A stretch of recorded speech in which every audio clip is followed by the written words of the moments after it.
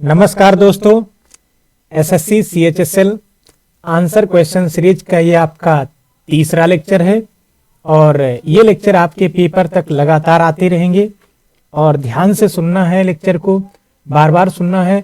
एक एक फैक्ट अपने आप में मोस्ट इंपॉर्टेंट है, उन्हें अच्छे से तैयार करना है। और इसका जो हमारा पहला क्वेश्चन है कि 1959 में केंद्र सरकार ने किस अनुच्छेद के तहत भारत का, यहां पर भारत को कट करके यहां पर केरल लिख लेना है, केरल। 1959 में केंद्र सरकार ने किस अनुच्छेद के तहत केरल का शासन अपने हाथ में ले लिया, तो इस बात को समझ लेते हैं। भारतीय संविधान का जो भाग 18 है, भाग 18, इसके अंतर्गत आर्टिकल 352 से 360 शामिल है। तो भारतीय संविधान के भाग 18 आर्टिकल 352 से 360 में आपातकालीन प्रावधान है, इसमें आपातकालीन प्रावधान है।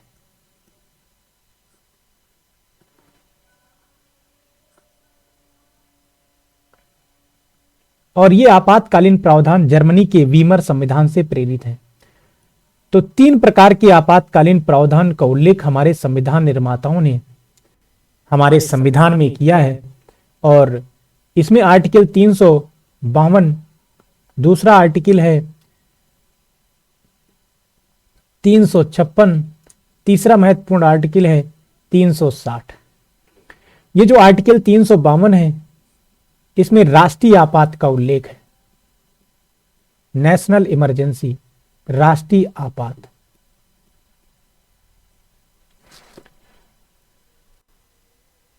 आर्टिकल 356 में संवैधानिक तंत्र की विफलता का उल्लेख है, जिसे आम बोलचाल की भाषा में राष्ट्रपति शासन कहा जाता है।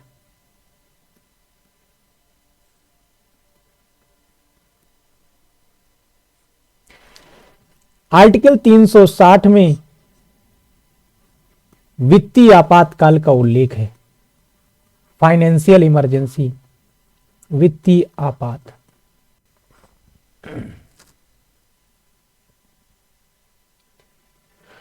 ये जो राष्ट्रीय आपात है, ये 3 आधारों पर लगाया जा सकता है। युद्ध, अगर हमारे देश का किसी दूसरे देश के साथ युद्ध हो जाए तो राष्ट्रीय आपातकाल लगाया जा सकता है। बाह्य आक्रमण, हमारे देश में कोई आक्रमण कर दे बाहरी सत्ता, तो बाह्य आक्रमण के आधार पर, ये दूसरा आधार है, इस आधार पर भी राष्ट्रीय आपात लगाया जा सकता है। सशस्त्र विद्रोह, हमारे सरकार के खिलाफ, केंद्र सरकार या राज्य सरकारों के खिलाफ लोग हथियार साथ में लेके शस्त्र लेके विद्रोह कर दें तो राष्ट्रीय आपातकाल लगाया जा सकता है। तो राष्ट्रीय आपातकाल लगाने के 3 आधार हैं। राष्ट्रीय आपात पूरे देश में लगाया जा सकता है या देश के किसी भूभाग में लगाया जा सकता है।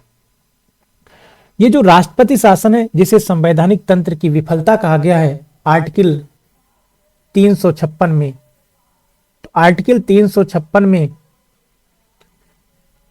राष्ट्रपति शासन, 352 में राष्ट्रीय आपात, 356 में राष्ट्रपति शासन और 360 में वित्तीय आपात का उल्लेख है। राष्ट्रपति शासन लगाने के आधार क्या, इनको समझ लेते हैं। प्रत्येक राज्य का जो राज्यपाल होता है, वो हर 15 दिन में उस राज्य की कानून व्यवस्था से संबंधित रिपोर्ट राष्ट्रपति को भेजता है। अगर राष्ट्रपति को राज्यपाल की रिपोर्ट से या अन्य किसी माध्यम से राष्ट्रपति को यह पता चल जाए कि किसी राज्य का संवैधानिक तंत्र फेल हो चुका है, अर्थात उस राज्य की कानून व्यवस्था फेल हो चुकी है, उस राज्य का शासन संविधान और कानून के आधार पर नहीं चलाया जा सकता, तो इस आधार पर राष्ट्रपति वहां पर राष्ट्रपति शासन लगा सकते हैं, जिसका उल्लेख भारतीय संविधान के अनुच्छेद 356 में किया गया है। तो राष्ट्रपति शासन राष्ट्रपति लगा सकते हैं राज्यपाल की रिपोर्ट के आधार पर। राज्यपाल की रिपोर्ट से अगर पता चल जाए इन्हें कि यहाँ का कानून व्यवस्था क्षीण हो चुका है, या अन्य किसी माध्यम से जब राष्ट्रपति को पता चल जाए। वित्तीय आपात लगाने का आधार क्या है? जब देश की वित्तीय स्थायित्व या साख संकट में हो, तब वित्तीय आपातकाल लगाया जा सकता है। वित्तीय आपातकाल आज तक देश में एक भी बार नहीं लगाया गया है। तो इसमें जो आपका क्वेश्चन है कि 1959 में केंद्र सरकार ने किस अनुच्छेद के तहत केरल का शासन अपने हाथ में ले लिया? अर्थात जब किसी राज्य में राष्ट्रपति शासन लगाया जाता है तो सत्ता केंद्र में चली जाती, क्योंकि राष्ट्रपति केंद्र का प्रतीक है, केंद्र सरकार का प्रतीक है, तो सत्ता राज्य की सत्ता केंद्र में निहित हो जाती है। और इस आधार पर यह पूछा गया है, तो आपका आंसर हो जाएगा ऑप्शन सी 356। आर्टिकल 356 में राष्ट्रपति शासन का उल्लेख है, और जब किसी राज्य में राष्ट्रपति शासन लगता है तो उस राज्य का शासन केंद्र के हाथों में आ जाता है, अर्थात राष्ट्रपति के हाथों में आ जाता है। तो अगले, और इसमें जो आपका चौथा ऑप्शन है आर्टिकल 358, इसको भी समझ लेते हैं, पेपर में पूछा गया इसके बारे में भी।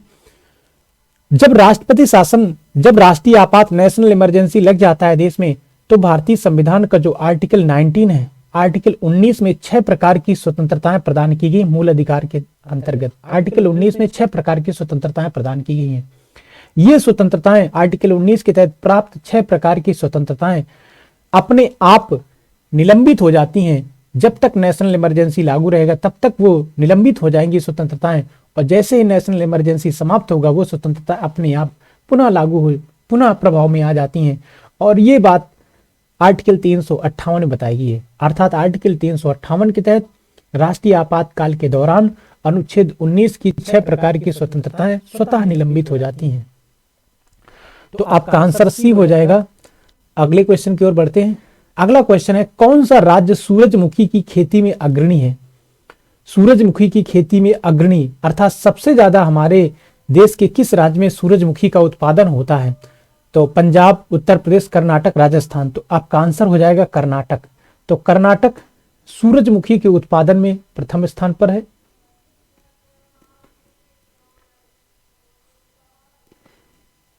कॉफी के उत्पादन में प्रथम स्थान पर है।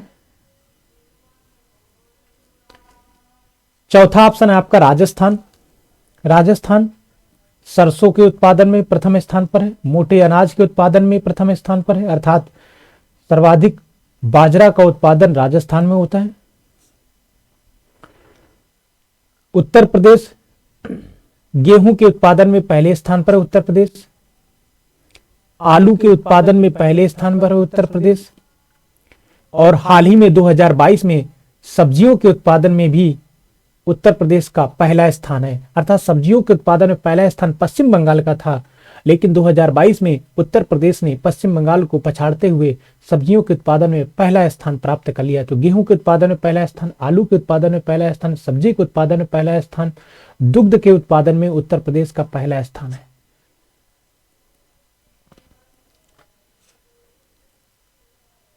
पंजाब प्रति हेक्टेयर गेहूं के उत्पादन में पहला स्थान पंजाब का है, और प्रति व्यक्ति दुग्ध उत्पादन में पहला स्थान पंजाब का है। पंजाब पंचधन आप 5 नदियों का उपजाऊ भूभाग पंजाब है। तो सूरजमुखी का सर्वाधिक उत्पादन कर्नाटक में होता है। यही आपका आंसर हो जाएगा। अगले क्वेश्चन की ओर बढ़ते हैं। अगला क्वेश्चन है, एलिसा टेस्ट से किस बीमारी का पता लगाते हैं? एलिसा टेस्ट, पहला ऑप्शन है आपका टाइफाइड। टाइफाइड एक जीवाणु अर्थात बैक्टीरिया से होने वाला रोग है, जीवाणु से होने वाला रोग है। और साल्मोनेला टाइफी नामक बैक्टीरिया से यह रोग होता है। और यह साल्मोनेला टाइफी नामक बैक्टीरिया दूषित भोजन और पानी के माध्यम से शरीर में प्रवेश कर जाता है। टाइफाइड को ही मियादी बुखार कहते हैं, टाइफाइड को ही आंत्र ज्वर कहते हैं, क्योंकि आंतों को प्रभावित करता है टाइफाइड। दूषित पानी भोजन के माध्यम से यह बैक्टीरिया शरीर में एंटर कर जाता है। और टाइफाइड की जांच के लिए विडाल टेस्ट किया जाता है। यह भी पेपर में पूछा गया है, विडाल टेस्ट। टाइफाइड की जांच के लिए विडाल टेस्ट होता है। एड्स ये वायरस से होने वाला रोग है, और इस वायरस का नाम है HIV। हाल ही में सीजीएल में एड्स का फुल फॉर्म पूछा गया। एक्वायर्ड, इसका फुल फॉर्म है acquired immuno deficiency syndrome. Acquired immuno deficiency syndrome. और ये एड्स वायरस से होता है, HIV वायरस से। इसका फुल फॉर्म भी पूछा जाता है, इसका फुल फॉर्म है ह्यूमन इम्यूनो वायरस या human immunodeficiency virus. AIDS की जांच के लिए एलिसा टेस्ट होता है। एलिसा का फुल फॉर्म है एंजाइम लिंक्ड इम्यूनो सॉर्बेंट ऐसे। तो एड्स अर्थात एचआईवी वायरस के संक्रमण की जांच के लिए, एड्स की जांच के लिए एलिसा टेस्ट होता है। एलिसा टेस्ट है एड्स की जांच के लिए किया जाता है। और एड्स दिवस 1 दिसंबर को मनाते हैं, ये भी बहुत पूछा जाता है। 1 दिसंबर को विश्व एड्स दिवस मनाते हैं। एड्स का ये जो वायरस है एचआईवी वायरस, ये शरीर की प्रतिरक्षा तंत्र को नष्ट कर देता है। कैंसर, कैंसर की जांच के लिए बायोप्सी टेस्ट होता है। अर्थात जहां पर कैंसर क्या है, कोशिकाओं में अनियंत्रित वृद्धि, अनियंत्रित कोशिका विभाजन, यह भी पेपर में पूछा गया है। कैंसर क्या है, अनियंत्रित कोशिका विभाजन। शरीर के जिस भाग में कोशिकाओं में अनकंट्रोल्ड डिवीजन होने लगता है तो वो एक प्रकार का वो कैंसर है। तो अनियंत्रित कोशिका विभाजन ही कैंसर है। और कैंसर की जांच के लिए जहां पर अनियंत्रित कोशिका विभाजन हो रहा है शरीर के जिस अंग में, वहीं पर उस अंग के ऊतक से एक छोटा सा पार्ट लिया जाता है और उसकी जांच की जाती है, जिसे बायोप्सी कहते हैं। तो कैंसर की जांच के लिए बायोप्सी टेस्ट होता है। और विश्व कैंसर दिवस 4 फरवरी को मनाते हैं। और कैंसर के अध्ययन को ओंकोलॉजी कहते हैं। और कैंसर कारक जीन को ओंकोजीन कहते हैं।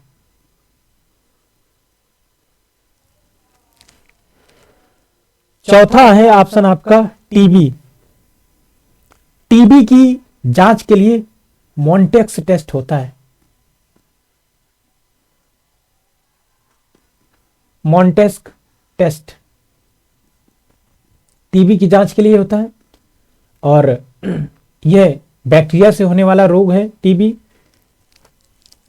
माइकोबैक्टीरियम ट्यूबरकुलोसिस नामक बैक्टीरिया से रोग होता है। और विश्व टीबी दिवस 24 मार्च को मनाते हैं। और भारत सरकार ने लक्ष्य निर्धारित किया है कि 2025 तक टीबी को खत्म करना है। विश्व टीबी दिवस 24 मार्च को मनाते हैं और इसके लिए मॉन्टेस्क टेस्ट होता है। टीबी की वैक्सीन बहुत पूछी जाती है पेपर में, बीसीजी, बैसिलस कैलमेट ग्यूरिन। तो इसमें आपसे क्वेश्चन पूछा गया था कि एलिसा टेस्ट किस बीमारी का पता लगाते हैं। एलिसा टेस्ट से किस बीमारी का पता लगाते हैं? तो एलिसा टेस्ट से एड्स नामक बीमारी का पता लगाते हैं। अगला क्वेश्चन है आपका 1857 के विद्रोह के दौरान मुगल बादशाह कौन था? जब 1857 का विद्रोह हुआ, इस दौरान मुगल बादशाह कौन था? तो आपका जो पहला ऑप्शन है उसमें लिखा है शाह आलम द्वितीय। तो शाह आलम द्वितीय का टेन्योर अर्थात कार्यकाल क्या है, इसको समझ लेते हैं। तो शाह आलम द्वितीय मुगल बादशाह थे। इनका कार्यकाल 1759 से 1806 ईस्वी तक रहा। अकबर महान, इनका कार्यकाल 1556 ईस्वी से 1605 ईस्वी तक रहा। बहादुर शाह प्रथम, ये औरंगजेब का लड़का था, औरंगजेब का उत्तराधिकारी बना।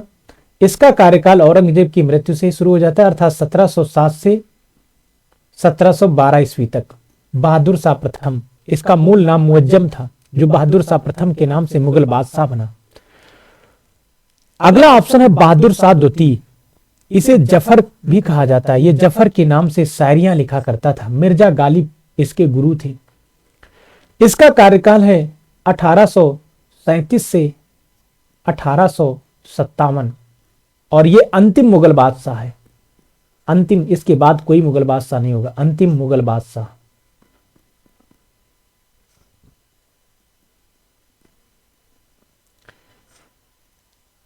तो आपसे क्वेश्चन पूछा गया 1857 के विद्रोह के दौरान मुगल बादशाह कौन था? तो 1857 आप कार्यकाल से आपको पता चल जाएगा 1857 के विद्रोह के दौरान मुगल बादशाह बहादुर शाह द्वितीय जफर था। क्योंकि मेरठ के जो क्रांतिकारी सैनिक थे जिन्होंने ब्रिटिश अधिकारियों के खिलाफ बगावत की और मेरठ से वो दिल्ली पहुंचे, दिल्ली में उन्होंने बहादुर शाह द्वितीय अर्थात बहादुर शाह जफर को अपना नेता बनाया और अपनी सरकार चलाना शुरू कर दिया बहादुर शाह द्वितीय ने इन्हीं क्रांतिकारियों के नेतृत्व में। और इसके बाद अंग्रेजों ने क्या किया कि हमारे देश के जो क्रांतिकारी थे जिन्होंने दिल्ली पर अपना नियंत्रण स्थापित कर लिया और ब्रिटिश सरकार ने इन क्रांतिकारियों का दमन किया और दिल्ली पर पुनः नियंत्रण स्थापित किया और 1858 ईस्वी में बहादुर शाह द्वितीय या जफर को बर्मा अर्थात म्यांमार के रंगून, जिसे वर्तमान में यंगून कहा जाता है, यंगून भेज दिया और वहीं पर बहादुर शाह द्वितीय की या जफर की 1862 में मृत्यु हो जाती है और रंगून में ही बहादुर शाह द्वितीय या जफर की कब्र है। तो इनको याद रखना है। अंतिम मुगल बादशाह थे और मुगल वंश का संस्थापक भारत में बाबर था, जिसका कार्यकाल 1526 से 1530 ईस्वी तक था। तो अगले क्वेश्चन की ओर बढ़ते हैं। अगला क्वेश्चन है, कोशिका की खोज किसने की?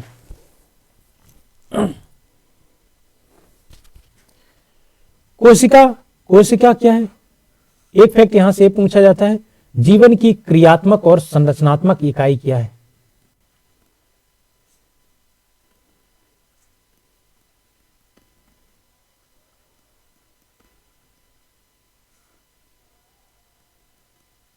जीवन की क्रियात्मक एवं संरचनात्मक इकाई कोशिका है, क्योंकि सभी जीव जंतुओं का शरीर कोशिकाओं से बना होता है।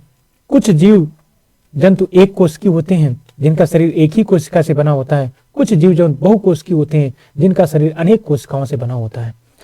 तो सबसे पहले कोशिका की खोज 1665 ईस्वी में रॉबर्ट हुक ने की। कोशिका की खोज की 1665 ईस्वी में।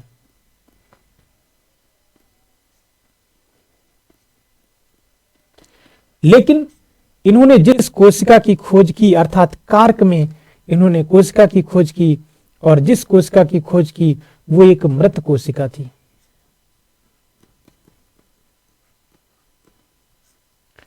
तो कोशिका की खोज 1665 ईस्वी में रॉबर्ट हुक ने की और कोशिका विज्ञान को साइटोलॉजी कहते हैं, लेकिन इन्होंने जिस कोशिका की खोज की वो एक मृत कोशिका थी। इनके पश्चात 1674 ईस्वी में एवी लीवेनहॉक, एंटनी वान लीवेनहॉक ने जीवित कोशिका की खोज की।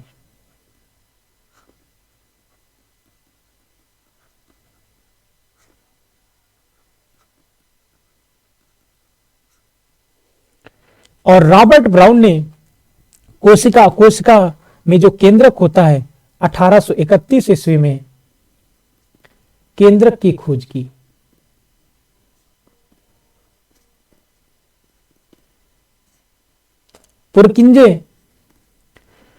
पुरकिंजे ने प्रोटोप्लाज्म नामकरण किया। प्रोटोप्लाज्म का नामकरण किया, यह भी पूछा गया पेपर में।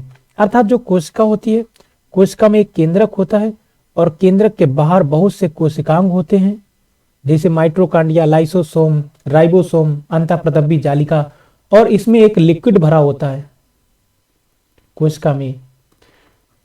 तो कोशिका एक झिल्ली से घिरी होती है जिसे कोशिका झिल्ली या प्लाज्मा झिल्ली या सेल मेम्ब्रेन कहते हैं, और इसके अंदर जो भी तरल और ठोस पदार्थ होता है उन सभी को प्रोटोप्लाज्म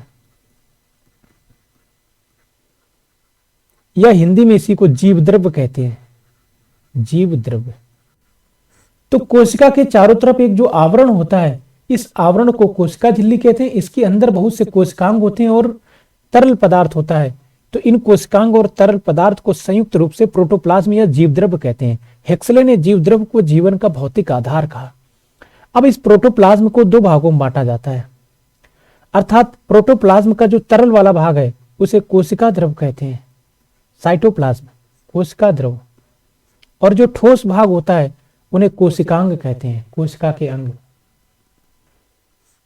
तो ये जो प्रोटोप्लाज्म है इसका नामकरण किसने किया? पुरकिंजे ने किया। तो आपसे क्वेश्चन पूछा गया कोशिका की खोज किसने की थी, तो कोशिका की खोज सबसे पहले रॉबर्ट हुक ने की थी। भले उन्होंने मृत कोशिका की खोज की, लेकिन कोशिका के खोज का श्रेय रॉबर्ट हुक को ही दिया जाता है। अगला क्वेश्चन, फोडोंग मठ किस राज्य में स्थित है, तो क्वेश्चन का लेवल समझ रहे होंगे। फोडोंग मठ सिक्किम में स्थित है।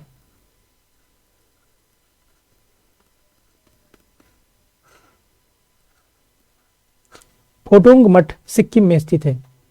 और हिमालय में स्थित भारत की सबसे ऊंची चोटी, हिमालय में स्थित भारत की सबसे ऊंची चोटी कंचनजंगा सिक्किम में है। अगर पूछा जाए भारत की सबसे ऊंची चोटी, तो केटू या गाडविन आस्टिन है।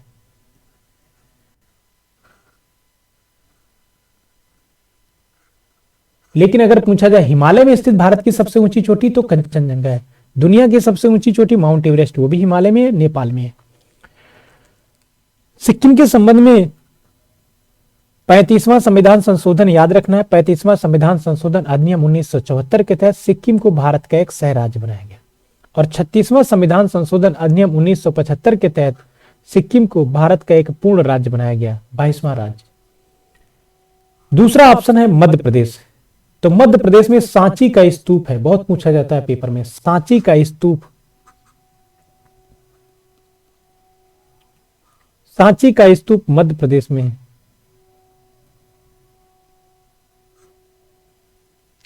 बौद्ध धर्म से संबंधित है स्तूप ये।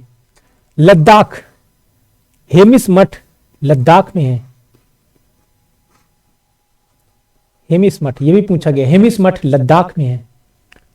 अरुणाचल प्रदेश के तवांग में तवांग मठ है।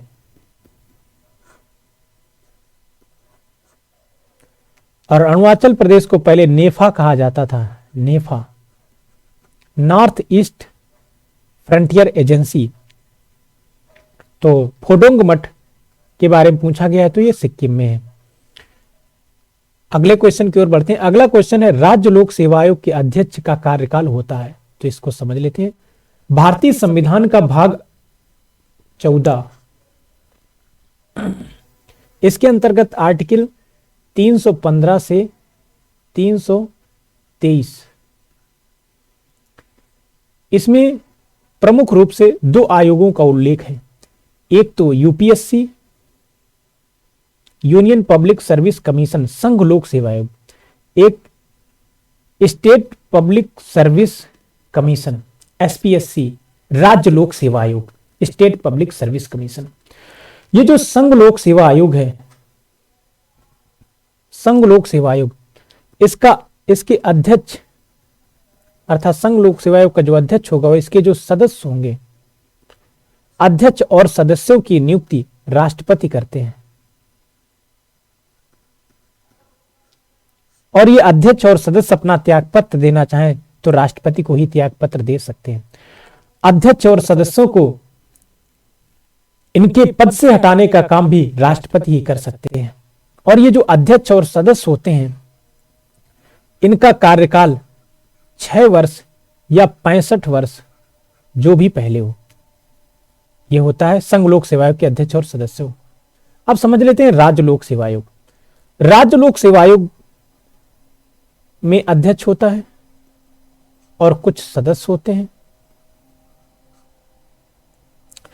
इनके अध्यक्ष और सदस्यों की नियुक्ति राज्यपाल करते हैं, नियुक्ति राज्यपाल करेंगे। ये लोग अगर त्यागपत्र देना चाहें तो राज्यपाल को दे सकते हैं, लेकिन अगर इन्हें पद से हटाना है तो राष्ट्रपति ही पद से हटा सकता है, राज्यपाल नहीं हटा सकता। ये चीज याद रखना है।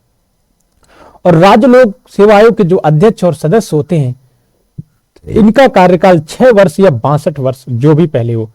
तो ये 62 वर्ष या 6 वर्ष, ये याद रखना है। यहां पर 6 वर्ष या 65 वर्ष। तो यही क्वेश्चन आपसे पूछा गया है कि राज्य लोक सेवा आयोग के अध्यक्ष का कार्यकाल कितना होता है।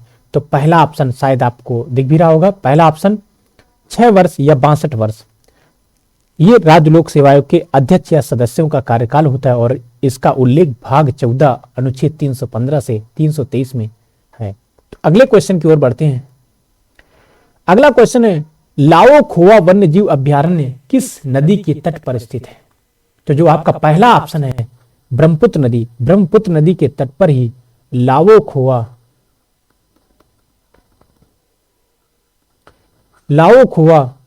वन्य जीव अभयारण्य स्थित है। दूसरा ऑप्शन है आपका रामगंगा। रामगंगा नदी उत्तराखंड में एक नेशनल पार्क है जिसका नाम है Jim Corbett national park.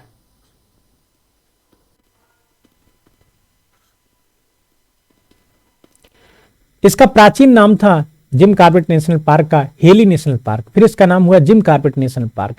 Jim Corbett national park Uttarakhand में है, यहीं से प्रोजेक्ट टाइगर की शुरुआत हुई जिम कॉर्बेट नेशनल पार्क से, और हाल ही में जिम कॉर्बेट नेशनल पार्क का नाम बदलकर रामगंगा नेशनल पार्क कर दिया गया है, क्योंकि जिम कॉर्बेट नेशनल पार्क से ही रामगंगा नदी प्रवाहित होती है, इसीलिए जिम कॉर्बेट नेशनल पार्क का नाम बदलकर रामगंगा नेशनल पार्क कर दिया गया है।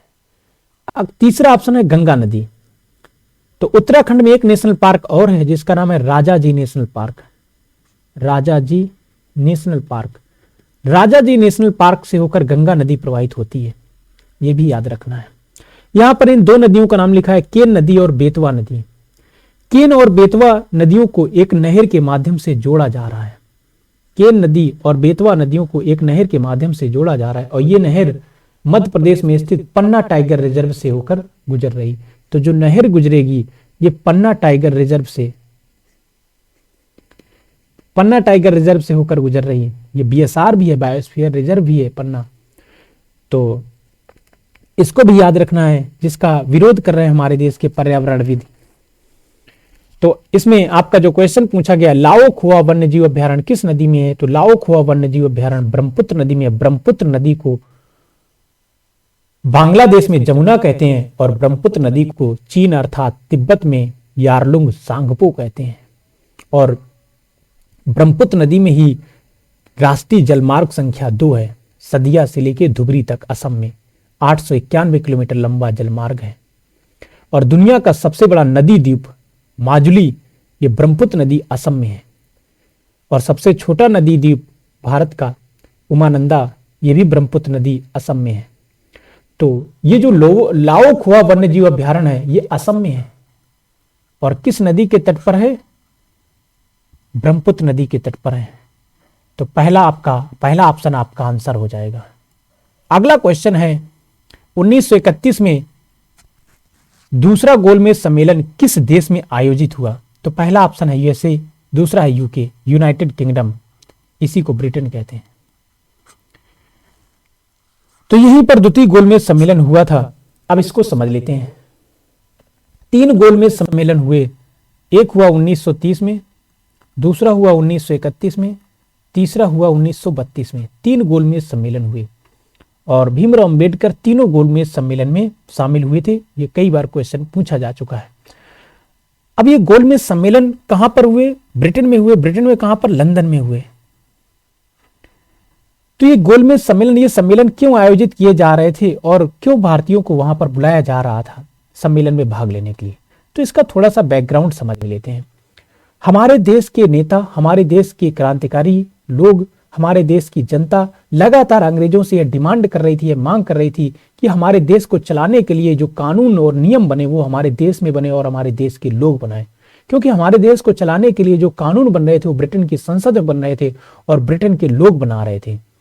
जब भारत के लोग ऐसी मांग कर रहे थे तो भारतीयों को शांत करने के लिए अंग्रेजों ने 3 गोलमेज सम्मेलनों का आयोजन किया और कहा हम आपको बुलाएंगे, लंदन में आए, क्योंकि हम कानून बनाना चाहते हैं। अर्थात अंग्रेज 1935 का भारत शासन अधिनियम बनाना चाहते थे और भारत के लोग अंग्रेजों से डिमांड कर रहे थे कि हम अपने कानून, अपना संविधान खुद बनाएंगे। तो अंग्रेजों ने भारतीयों को शांत करने के लिए तात्कालिक रूप से वो कोई आंदोलन न कर दें, कोई विद्रोह न कर दें, इस भय से अंग्रेजों ने भारतीयों को लंदन में बुलाया कि आप लोग लंदन में आए, हम आप लोगों से विचार विमर्श करेंगे और अपनी अपनी समस्याएं बताएं, उसके आधार पर हम कानून बनाएंगे और कानून बनाने में आपकी जो राय होगा, आपकी जो सलाह होगी उसको भी शामिल करेंगे। हालांकि शामिल नहीं किया गया था, सामान्यतः बहुत कम बातें भारतीयों की शामिल की गई थी। तो इसी उद्देश्य से 3 गोलमेज सम्मेलन का आयोजन किया। जो दूसरा गोलमेज सम्मेलन था इसमें महात्मा गांधी भी शामिल हुए थे। तो तीनों गोलमेज सम्मेलन कहां पर हुए थे? लंदन में हुए थे, ब्रिटेन में। तो यही आपका आंसर हो जाएगा, यूके। तो आज हमने एसएससी CHSL के 9 क्वेश्चन कंप्लीट कर लिए। इन्हें अच्छे से तैयार करना है। Thank you.